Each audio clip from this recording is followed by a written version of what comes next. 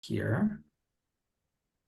Hi, everyone. I'm Joseph Lichterman from the Lundfest Institute. We're so thrilled you could be here for our Capital Campaign workshop. We're here today with Andrea Kihlstedt, who's from Capital Campaign Pro and is an expert in designing campaign strategy. And she's going to share some best practices with us to help us think through and get started on planning campaigns for our organizations. And we're in webinar mode today, so you are off video. Feel free to enjoy a drink or relax. But if you have questions, and we hope you do have questions, we want this to be conversational, please drop them in the Q&A button area at the bottom of your screen, and we can make sure that those get answered. But feel free to chat away and chime in with questions, and we'll get going. So turn it over to Andrea. Thanks for being here. Thank you. Thank you. Nice of you to have me here. And I'm so excited to be with you all. Already I've learned a bunch of new names. Gianna, I see you there. Your name is quite a mouthful too. I think you've got to be a really interesting group of people because your names are interesting and the work you do is interesting. So let me introduce myself just a little more. My name is Andrea Kihlstedt. I am sitting here in the South Bronx. Those of you who are curious about the fish behind me, I have a great big glass wall. It's got 6 panels on it, and periodically I ask my children and grandchildren to draw a mural for me. I can just take it back off with Windex, and every once in a while I do that. But at the moment, I have this wonderful fish that if I'm careful, I can actually get it to kind of give me a little kiss on Valentine's Day. So everybody's always curious about that. It's actually a great big ocean scape that goes all the way around. You can see the very top of the wall. You can see the ocean waves. But I'm not here to talk to you about ocean waves. I am here to talk to you about capital campaigns. I have been in the capital campaign business just about all of my career, starting in the 1980s.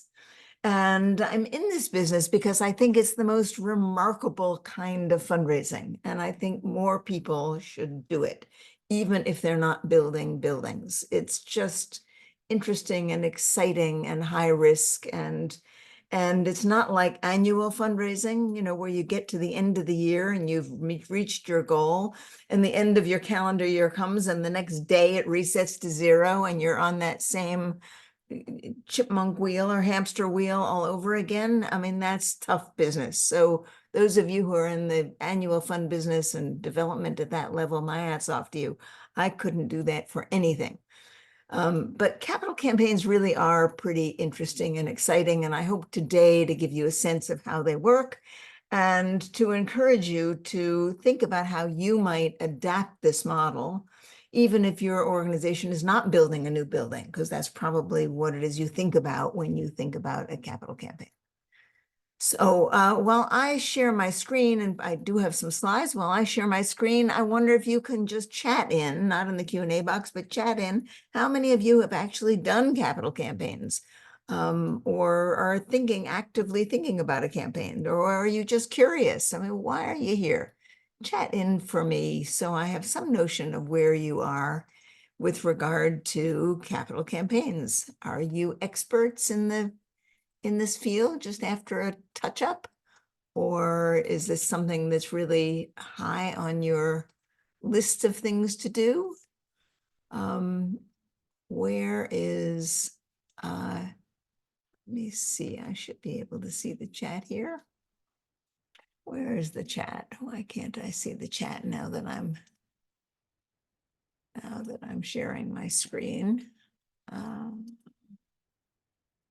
Let me see here. Okay, so here we go. Halfway through a membership campaign. Yeah, that doesn't really count as a capital campaign, but I'll talk about I suppose there are some parallels. Alicia, you're curious, started an event series, grown beyond your capabilities, where you need funding sponsors to keep it going. Gianna, you've never done one? Curious about it? Okay. Well, I hope to make the idea of capital campaigns really much more appealing to you. Think about something you can do every couple of years quite manageably and might help you raise some more money. Maybe you can raise another $100,000 or $250,000 on top of what you normally raise. Maybe you can raise some millions of dollars, but the model of capital campaigns is the same, whether it's big or little. Now, let me dive into this. I trust all of you can see my screen. I'm going to leave this strip of slides down the left. It's just easier for me, honestly, to leave them, then I can see what's coming next. I do know there is a fancier way of using these slides, but I just choose not to do it that way. Here's what I'm going to cover today. I've divided the webinar into five sections, starting with capital campaign basics. So we're all on the same page about what a capital campaign really is. Then we're going to talk about vision, impact, and the objectives of a capital campaign, how you would think about that if you were doing a campaign. We're going to talk about establishing a dollar goal for your campaign and creating a plan for raising that money through a campaign kind of fundraising. We'll talk about qualified prospects. What are they? Where do you look for them? How do you know if a prospect is qualified? And finally, I'll give you a rundown of what the structure and the timeline of a capital campaign looks like. By the time we finish this, you won't know everything there is to know about a capital campaign, but I hope you have some sort of big overview picture of how this kind of fundraising works and how you might adapt it to your development shop. I am not, I should say from the get-go, I am not particularly familiar with your work. So I'm not going to be good at giving examples. I can kind of try some, but I'm not going to be as good as giving examples of how you might use this as you will be. So I might ask you periodically to say, gee, what are the objectives you might think of for a capital campaign? And forgive me that I'm not an expert in your part of this work. But if you have questions, please put them in the Q&A. I will keep an eye on the Q&A, and I may well shift over to them if you have a question that seems pertinent at the time. If not, we can take questions at the end also. I honestly don't know how long my 5 sections are going to take, but we'll see. They'll take under an hour, I can tell you that. Okay, let us get going with capital campaign basics and essentials. So, capital campaigns fund special projects. They're over and above annual fundraising. They do not fund recurring expenses, right? If you're in the fundraising business and you're raising money for your operating cost, and someone tells you you should do a capital campaign to build a new building for your station, for example, one of the first questions you're going to have, and if you were talking to me or to my firm, one of the first questions you would ask is it going to cannibalize our annual fundraising? If people give to a capital campaign, will they stop giving to annual fundraising? So let me get that off the table right now. It turns out that when organizations are in capital campaigns, raising money for special projects, at the same time they're doing their annual fundraising, that all the fundraising goes up. Annual fundraising goes up at the same time that they raise more money for the capital campaigns. Part of that is because you set it up that way, that you tell people that you're asking them for special fundraising gifts, and that you specifically want them to be over and above their annual fund gifts. And if they can only make one gift to your organization in that time period, you will hope that they continue with their annual fund gifts. So you set it up so that one is not going to cannibalize the other. And that actually works. Now, why does it work? It works because many times annual fundraising, donors give to annual fundraising in a way that is recurring, right? They give year after year after year. Many of them give out of what we might simply call checkbook fundraising, checkbook funding, right? They don't necessarily dip into their invested resources or give in other complex ways. But when you go to them for a capital campaign, for a special project that happens only every once in a while, they will think about going to other places in their wealth to support that project. So they can be writing you a checkbook gift at the same time they're selling stock, they're selling real estate, they're giving in one way or another. But the campaign gift is not a recurring gift. So capital campaigns fund special projects. They don't fund ongoing recurring expenses. And that's super important.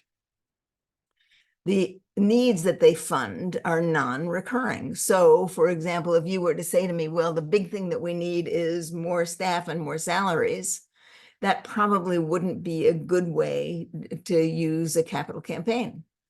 Now, you might be able to say, okay, we want to bring someone on for a special project, right? Election coverage. I imagine most of you want to ramp up for this coming election. And you may make a case that says, we have special needs, special staffing or journalistic needs during this upcoming election season, and we want to raise a chunk of special money to bring someone in just for a project relating to that. You might well use a capital campaign model to do that. But you can't say we're going to hire someone else full-time who's going to continue on in our shop after that. That then becomes annual fundraising. So non-recurring needs. Capital campaigns can be used for small or large projects. And I think many people forget that or don't even realize it. I have, as I told you, been in this business a very long time, and I have worked on campaigns that have raised hundreds of millions of dollars. But I also once worked on a campaign that raised $12,000. I almost said million, $12,000. And it really was a capital campaign. Why? What was it? Well, I have a daughter who's a musician, and one of her friends is a cellist, and she was devising a project that she was going to tour. And she came to me and said, gee, would you help me raise money? I have to raise $12,000 for this project. I said, sure, Teresa, I'd be happy to help you. You have to meet with me every week for 2 or 3 months, and then I'm going to write it up as an example of how to use capital campaigns fundraising methodology to raise $12,000.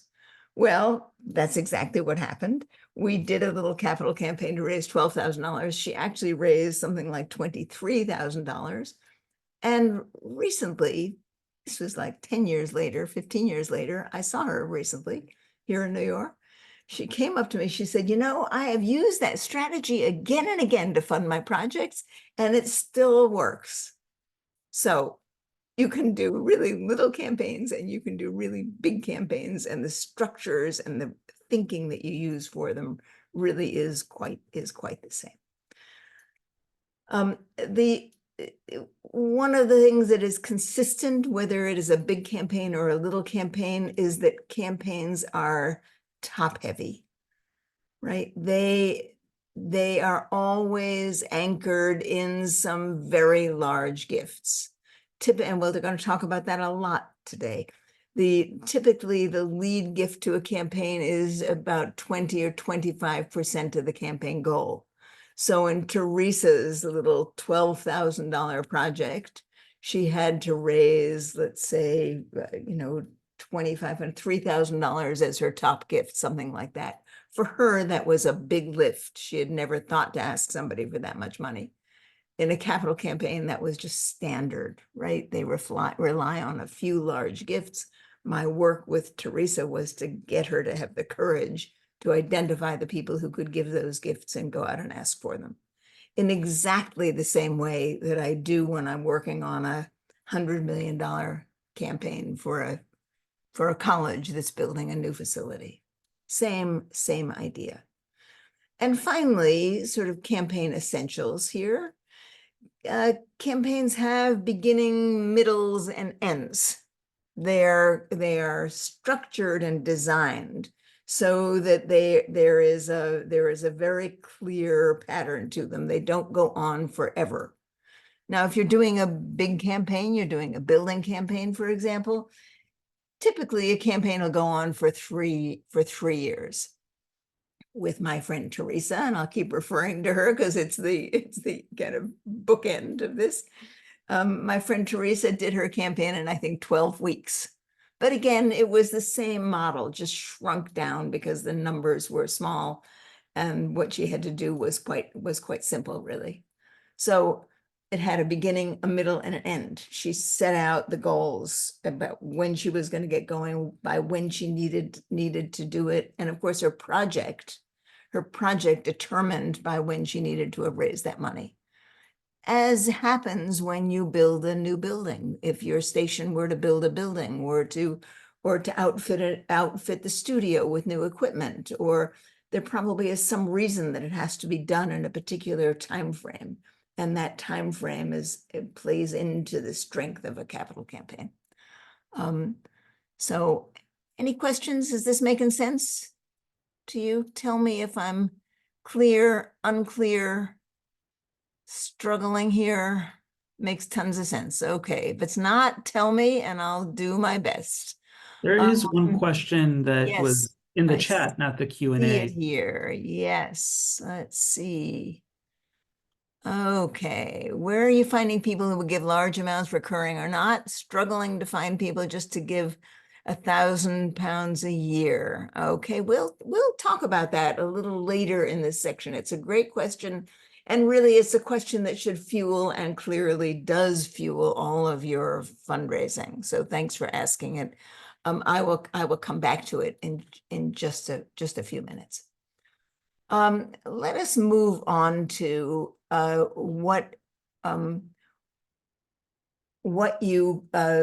onto vision, impact, and objectives for a campaign. What makes a compelling case for support?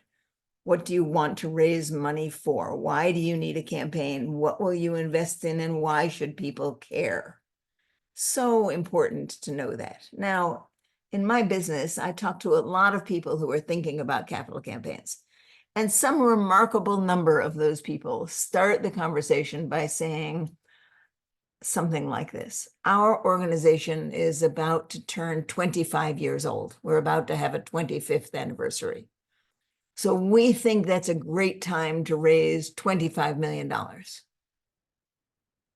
Now, I've come so that I actually have trouble not laughing when someone says that to me.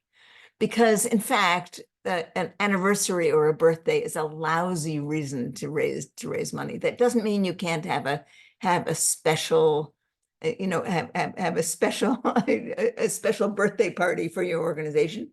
But honestly, nobody really cares except the people who founded the organization. Nobody really cares how old your organization is. Honestly, I fell into this trap myself recently. My business, Capital Campaign Pro, just turned 5 years old. And I thought for a minute of doing something special on his 5th birthday, until I realized that nobody really cared but me and my partner, right? It's an easy trap to fall into. But you don't need a campaign because your organization is a certain number of years old. That's not a reason to need a campaign. You need a campaign because your organization wants to do something that is going to increase your ability to do your work effectively, that it's going to let you achieve your mission more effectively. Most campaigns that think this through carefully come up with their campaign ideas as a result of some kind of a strategic planning or a long-term planning process. And that helps them figure out, well, when we move to the next level of operation, when we springboard to the next level, what do we need to invest in if we're going to get to a next level? What do you guys need to do in order to do a better job of covering what's going on in your communities, of covering this remarkable and horrifying time we're in this country, of making a difference in the world? What do you need to invest in to ramp up your services in a way that are going to make a bigger difference? So that's the place you need to start when you're talking about a capital campaign. When you have that vision, right, of why you need a capital campaign, how you might ramp up your organization, then you will think, well, all right, now what do we need to spend money on in order to make that change, in order to make that shift, right? What do we need to spend money on? So in a traditional campaign, that might be a building, or it might be equipment, or it might be some kind of investment that will help you become more efficient, more effective, that will increase your capacity to do your work. And when you know what those things are, the things you actually need to invest in, then you can put dollar numbers associated with those, and that gets you a campaign. Now, why should people care that you're doing this campaign? Why should your donors care? They don't care because you're expanding your facility. They don't care that you're buying new equipment, right? They don't care what you're actually spending that money on. What they care about is what the impact of that expenditure is going to be on making a difference in their community. They care about the benefits, not the features, right? People often get that confused. So what fuels a capital campaign is an idea that is worth investing in. And I'll tell you a quick little story. Is actually a true story. There was a relatively small town, a very wealthy guy in a small town, and he had been a consistent donor, a big donor to the local college or university. And he'd become friends with the president of the college and university, and the college was doing a capital campaign and had hoped to get the lead gift from this guy. At the same time, there was a little arts organization. The arts organization went to this gentleman, this wealthy gentleman, and they pitched a really interesting idea about how they were going to invest in a program, in a project that was actually going to make a compelling difference in their community. And the guy at the university woke up one day and he read that his donor, he saw him as his donor, had decided to give $1 million to this little arts organization. So he calls up his donor friend. He said, "Hey, I'm puzzled. We're doing a campaign. Why are you giving to this little $1 million to this little arts organization and not to us? We have a long relationship." And the donor said to him, "Because you didn't have $1 million idea."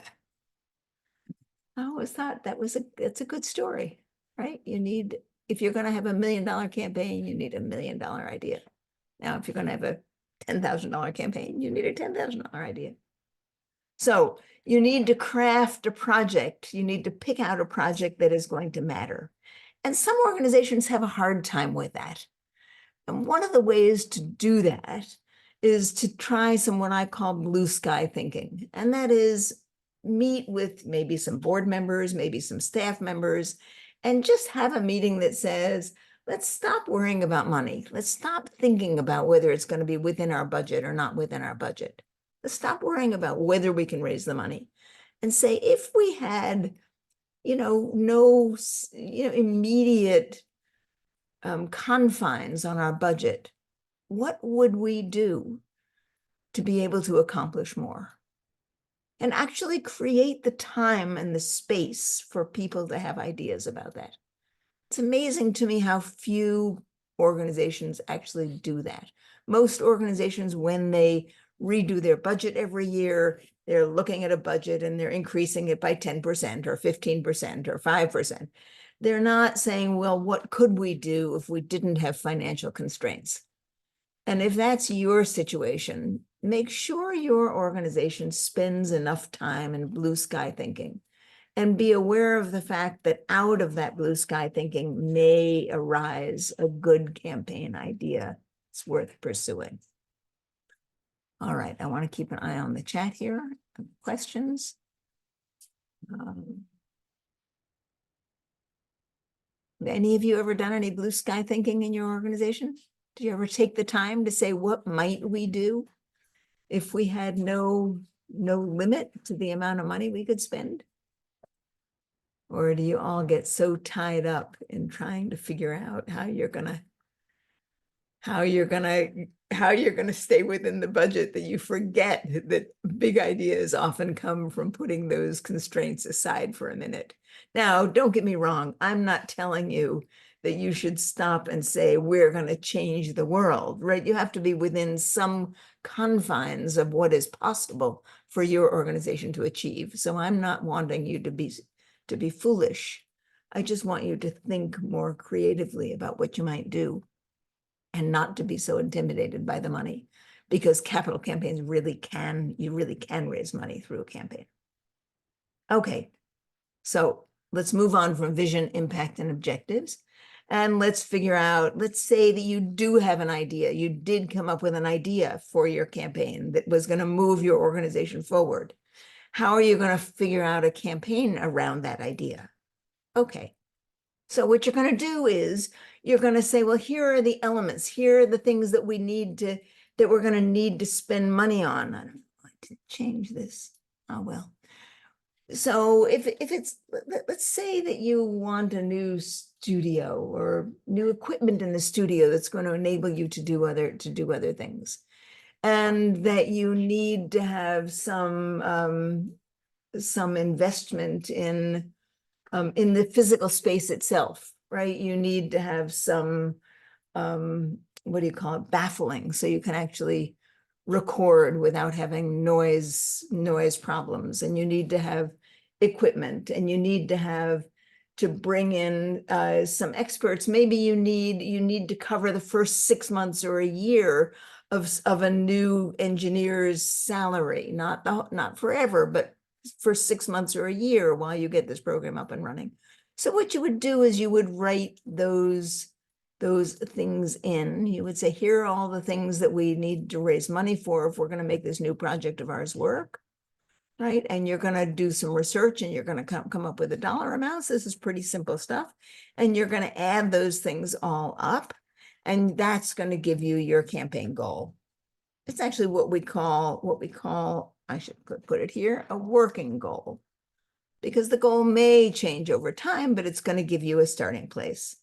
So it might look something like this. And I've tried to make this very simple. It tends to get a little more complicated, but let's say we want to do a renovation of a part of our facility. We want to purchase some equipment, and we know that our administration of fundraising is going to cost some money. Our campaign itself is going to cost some money. And if we add up those numbers, it's going to come to a nice round $1 million. Now, I'm not being, totally realistic here, but I was trying to get it to come out to a nice round number for you. You, of course, would put in under these objectives whatever was appropriate for your campaign and come up with the dollar amount, whether it's $25,000 or $1 million or $10 million. Just so you know, most of the campaigns we work on at my business, Capital Campaign Pro, tend to be somewhere between $10 and $30 million. We do some very big ones too, but they tend to cluster in the $10 to $30 million range. But there's absolutely nothing wrong with $1 million campaign. And in fact, you can tuck it in. You don't have to wait 10 or 15 years to do it. You can tuck it in now and again to your organizational plan. So let's say you've done your work, right? You've done some blue sky thinking. You've come up with an idea. You've talked to your board. The board is excited about the idea. You've done your homework. You've come up with the dollar numbers, right, about how much it's going to cost to actually do this.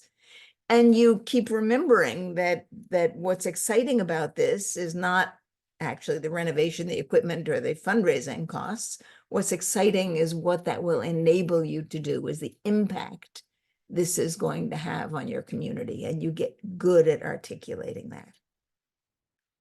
Now, how do we do a capital campaign is the question. So I'm going to show you here this remarkable tool, and maybe some of you already use it for your annual fundraising. I hope you do. This is what I call a gift range chart, and it is with its partner, which I'll show you in a second. It is the fundamental tool of every capital campaign, no matter how big or small the capital campaign is. When I worked with Teresa with her $12,000 campaign, the number I put up here was $12,000.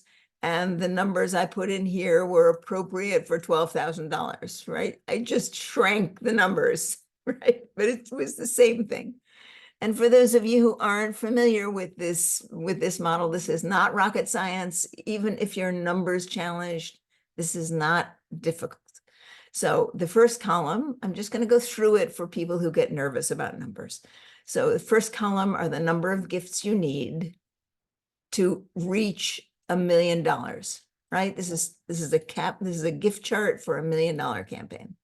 So the first column is how many gifts you need at what size. Then if you add, if you multiply the number of gifts times the gift size, then you will start to see the totals. So we'll multiply that square times that square. We come up with that square. Cumulatively, it's that. And how many prospects do we need for one gift? Well, at the top, you probably need 2 prospects, because if you're doing your job right, you probably know where that money is, right? If you're going to have a campaign and you're doing your fundraising job right, you know where your largest donor is likely to be. It may be that you only need 1 prospect because you really know where that gift is, but we'll put down 2. Because for the most part, you can't expect everyone you ask for a certain amount to give you that, right? They'll give you something, but they won't necessarily give you what you asked for. So going down to the second line, we need 2 gifts here of $100,000. Now notice that I've gone from $250,000 for the top gift to $100,000 to $50,000 to $25,000. What to notice is that these are all simple gift amounts, right? I haven't gone to, $45,500. I've picked very simple, easily memorable gift amounts. So, and you'll also notice that the number of gifts here goes up as the size of the gift goes down. Those of you who know what the Pareto principle is, this is roughly a statement of the Pareto principle, that a relatively few people do all the work, right? Relatively few gifts lead to your campaign. So going to the second row, the second row, you have 2 gifts of $100,000. Multiply that across, you get $200,000. Add this $200,000 to this 250, and you get this 450. So this keeps a cumulative tally of how much you're raising. And you look here, you say, well, how many prospects, how many people do we need in order to get these 2 gifts? And by and large, you multiply it times 3.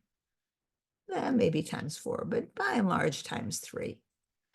Now, you get the idea of this chart. We keep going down that way. So 3 gifts of $50,000, $150,000, add it to 450 is $600,000. Again, 3 times, I guess I've done this 3 times 4, roughly 12, maybe it's 10 prospects, 12 prospects, something like that.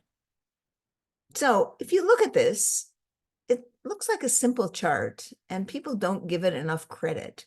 But this chart will drive your whole campaign, because if you're doing a capital campaign, you're going to be starting to ask for gifts from the top down. You're going to be identifying donors based on those ask amounts, on what you think you can ask people for. Let me show you here. The top gift, $250,000, is for a capital campaign, is probably going to be 25% of your campaign goal, maybe 30% of your campaign goal, depends on your organization, but roughly in there. And if you look here, you can see that there is a pretty good multiplier in terms of the number of gifts you need and the number of prospects you need to have in line in order to get those gifts, right? Let's see actually what happens here. I put a line down after the fourth level to show you that 11 gifts raised $750,000 from 38 prospects. That's 75% of your campaign goal. Remember I said campaigns are top heavy, right? They are top heavy, right? And this is standard for capital campaign fundraising. This is what I love about capital campaign fundraising. You can wrap your arms around getting 11 gifts. And I promise you, if you raise 75% of your goal, all these other people are going to want to get on board. So you're starting from the top and you're working down. this is going to push you to identify the people who could give those top gifts. And here's how you're going to do that. This is a partner chart. It's what we call a depth chart. And what I did was I took the amounts of money on the gift range chart and I put them across the top of the depth chart. Right, you can see them here. These little 1 and 2, I would need 1 gift from 2 prospects. I need 2 gifts from 6 prospects. I need 3 gifts from 12 prospects, and so on. And I started to fill it in. Of course, I've just made up these names. But if I were doing this for real, I would be looking at my donor base and saying, all right, who could we do this? Maybe I'd sit with some board members. Maybe I'd sit with my development staff. Say, let's fill in this chart. See, who could we actually be soliciting these gifts from?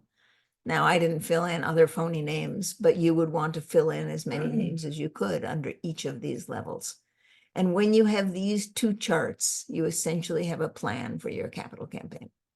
Then it would be time to go and start asking for gifts. So to have this kind of campaign, you will need to talk to your leadership level donors.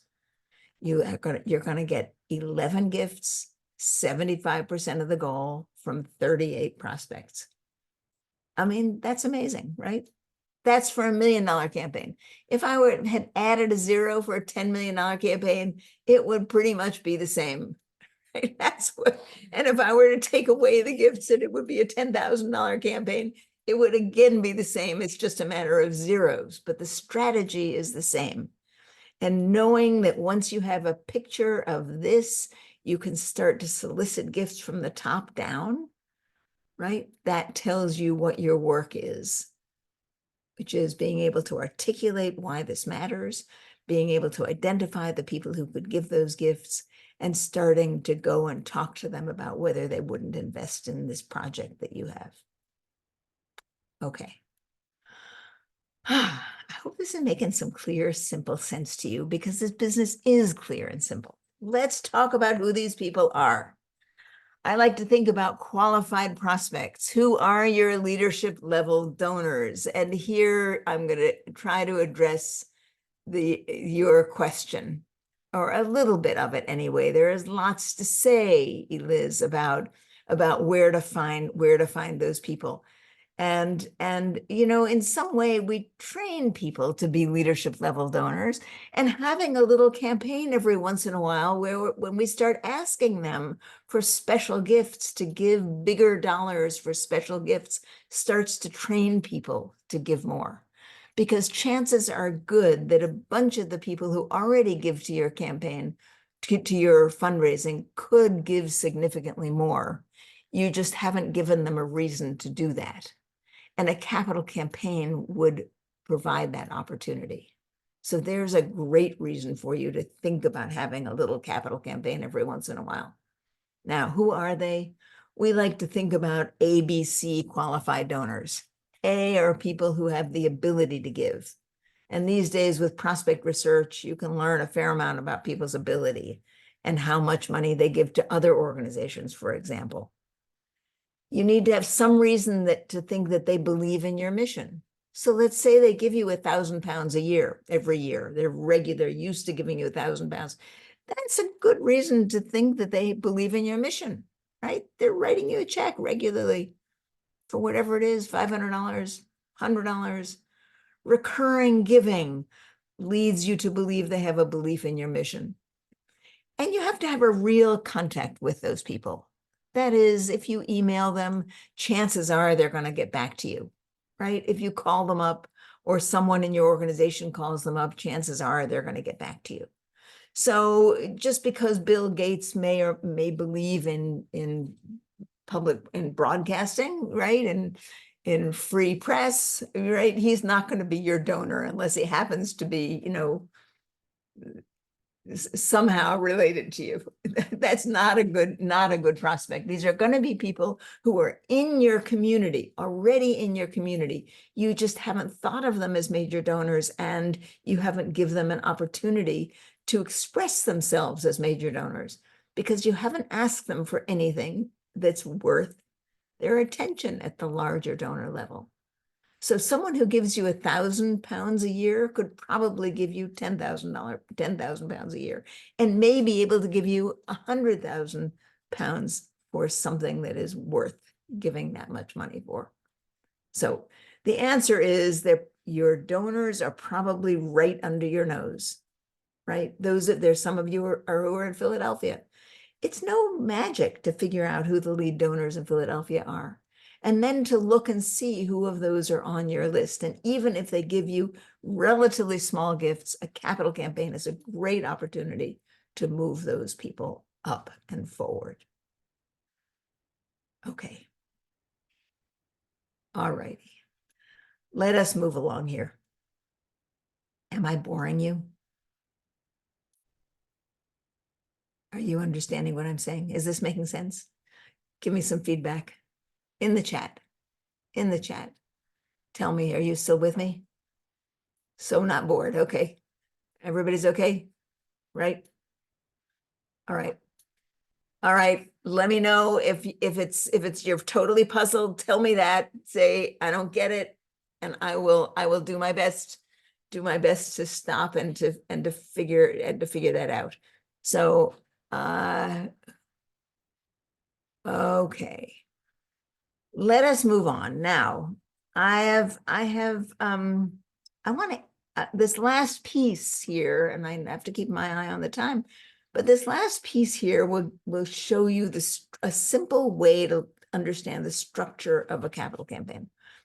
Again, this expands for a bigger campaign and shrinks for a littler campaign.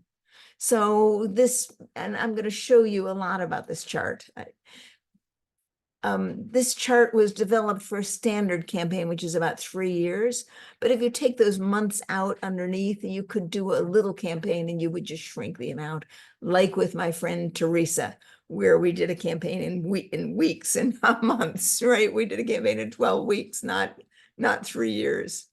That made perfectly good sense. But roughly, the campaign is going to fall into these phases. And I'm going to go over each of them and explain to you what happens. Now, at Capital Campaign Pro, we use this timeline. It's the 7 phases of a capital campaign. And it will give you an idea of what the psychology is for this. And these campaigns are set up in a very smart and clever way. That's my husband, in case you want it. It starts with what we call pre-campaign planning. That's here on the left. And that's when you come up with your project plan. Remember your blue sky or your strategic planning, and you develop your campaign objectives. We talked about that. You come up with a working goal. That goal might change. That's why we call it the working goal. I didn't talk much about drafting a case for support, but that's what you would do to be able to tell people why this is exciting. That's when you would come up with your gift range chart, which I showed you, and the depth chart, which I showed you. So this is all this early pre-campaign planning process. Now you can see here in a regular campaign, that'll take 3 to 12 months. If you know what you're doing, you actually could sit down in a couple hours and put this together, just like I've done in this hour, right? If we were to sit down together, it wouldn't take so long to do it. Then you would need to involve your board members so that they were all on board. You can't just do this by yourself. You do have to bring your executive director, some other people in your organization, so that you're not a lone ranger out there. So that takes a little more time. You can put drafts together by yourself, but then you're going to run them by people, and that will take some time. So that's pre-campaign planning. Then in a standard campaign, you would test that plan with lead donors. In a big campaign, you actually are going to hire a firm to help you with a feasibility study. In a little campaign, you may just want to go and have some preliminary conversations with some of the people that you know have the capacity to give larger gifts, even though they don't yet give them to you. And you're going to say, this is what we're thinking about. What do you think? What, strong, weak? Is this something you're going to be willing to help us with or not? We're trying to understand whether this has legs. So you can do a small, informal feasibility study if you're doing a small campaign, or you can do a great big study if you're doing a big campaign. In a big study, you're probably talking about 3 months, 3 to 4 months to do a big study. After you've talked to the largest potential donors, it's going to give you a sense of whether what you're talking about has legs, is going to be possible. And if you ask people, if you say to them, is this something you're going to be willing to consider giving to? Is this something you think is worth your serious attention? They will tell you, right? You're not pitching at this point. You're asking. You're having a real conversation, and you're going to learn. You're going to learn from them who else you should be talking to. Again, back to the question of how do you find those donors? People who have the capacity to give and are philanthropists will take you to other people who are philanthropists, and you can ask them during these interviews. Okay. Once you finish your feasibility study and you've decided that you actually can go ahead with this project, you will move into campaign planning. You're going to adjust the goal, and sometimes you adjust it up, sometimes you adjust it down. It depends. You're going to finalize the case for support based on the conversations you had with people, and you're going to develop a campaign plan. What's the beginning, the middle, and the end of your campaign? Who's going to serve on the committee to help with your campaign? Who's going to be soliciting gifts? There are lots of things you will need to develop in your campaign plan, but it doesn't take very long. Nonetheless, you need a campaign plan, and that's what happens here in phase 3. Then in phase 4, and many of you know this phrase, we move into what's called the quiet phase of the campaign. How many of you know about the quiet phase of the campaign? Anybody know that expression? People tend to know that we have this quiet phase where it's all hush hush.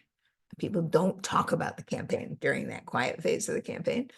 The reality is that in this particular part of the campaign, you are soliciting those largest donors.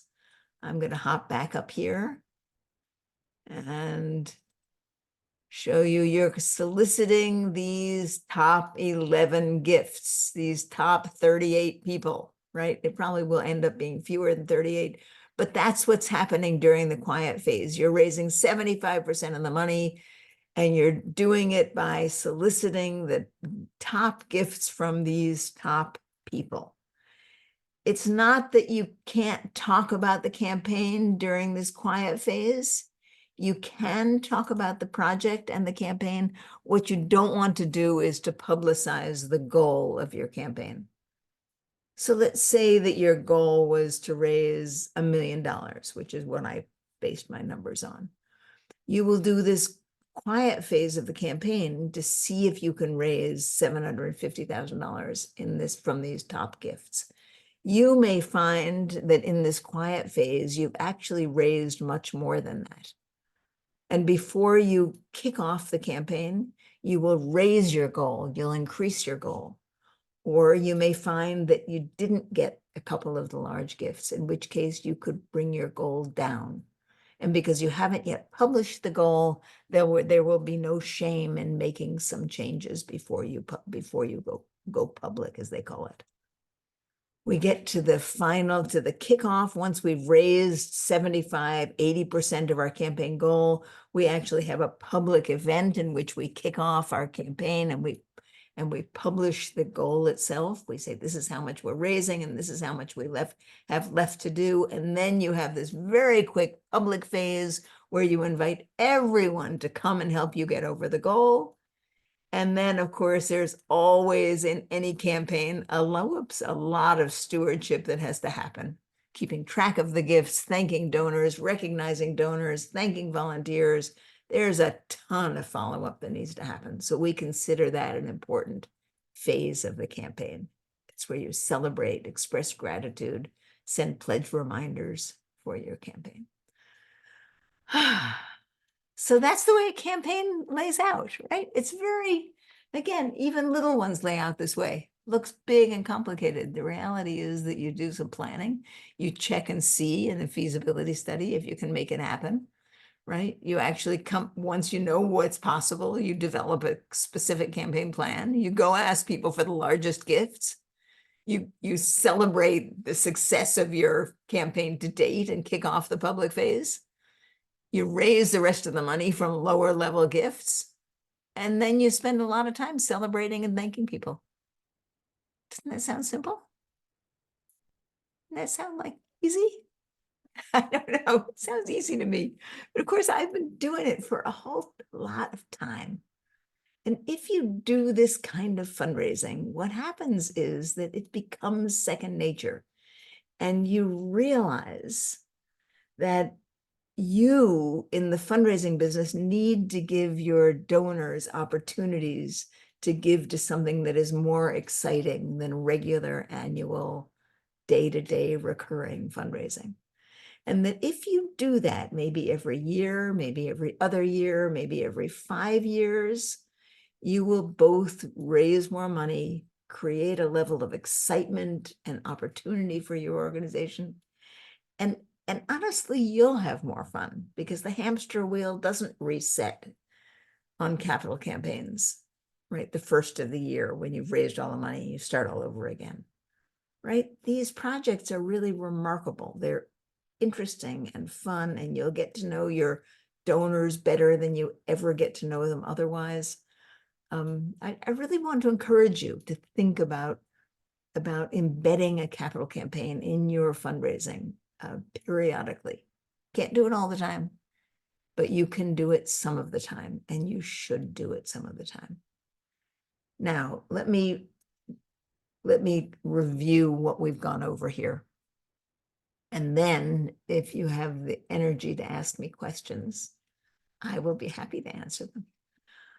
So we started by talking about capital campaign basics, right? That capital campaigns are for special projects that are over and above your annual fundraising, that light people up because they're exciting and they will let your organization move to the higher level of operation or function, right? That started us off.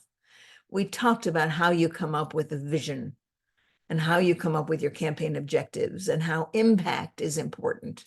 And that if your organization isn't doing that periodically, coming up with new ideas, new ways to invest, new ways to move forward, you should think about seeding that idea with some blue sky thinking. Then we got pretty tactical, right? Talking about your dollar goal and your plan and the gift range chart, right? That little chart that looks so totally vanilla, right? But is the basis for any effective capital campaign, and the depth chart that forces you to put names down for each level, right? That sort of gives you agita at night when you go to sleep. But with those two charts, that gives you the basis for your capital campaign. We talked about qualified prospects. What are qualified prospects? And we talked about ABC qualified prospects: ability, belief, and contact, as a way to determine whether somebody really is a good prospect for you or not. I didn't pull these things together, but as we talk about doing a feasibility study, right, it's a wonderful opportunity to draw some of your donors in, to the donors that have the ability and have a belief. And maybe a feasibility study will give you a chance to develop a contact with them, so you can actually create more qualified donors with that process. And then I showed you the structure and the timeline of a capital campaign. It's a ton to think about, but if you think about it hard enough, it actually makes really good sense. You raise the largest amounts of money first, so people get excited about a project that is exciting, and you use that as an opportunity to draw people in, and to want to be part of your expanded fundraising. Then you can thank them, make them feel great about their gifts. Now, here's what I will leave you with. Look at that. I'm 3 minutes short. Maybe it's a good thing you didn't ask any questions. I can't believe I talked for a whole hour. So here's who I am. You can reach me at that email address. If you want, you can text checklist to this number on your phone, and you'll get a free guide and a checklist, campaign checklist. Or you can go to Capital Campaign Pro backslash, is that a // campaign hyphen resources. We have a ton of resources on free resources on Capital Campaign, our Capital Campaign Pro website. So you should by all means take advantage of those. Let's see. Have I done it? With 2 minutes to spare? I can't That hear was you. outstanding. Thank you so much. I don't see any questions. Oh, Kristen Long raised her hand. I don't know, Kristen, if you have a question, feel free to drop it in the Q&A, but we'll share the recording and can share slides as well, I believe. So we'll make sure you have all the resources. And Andrea, thank you so much. This was spectacular. Well, you're most welcome. I wish you all well. I think what you do is so important. And so my hat's off to you. Don't hesitate to get in touch if you have follow-up questions. You have my email address. I really will respond if you email me with questions. I'm happy to do that for you. So Josie, thank you so much for having me. I appreciate it. Yeah, of course. We will send you all the resources to everyone here. So look for that in your inbox over the next couple days. And yeah, thank you. We're having a rare sunny day here in Michigan in the winter. So I need to figure out the situation so I can It's just that work you're with in that. prison and you don't want us to know. Right, absolutely. That's right. So we are going to wrap up here. Can stick around another minute or two if anyone has any questions, but I'm going to stop the recording and thanks everyone for being here.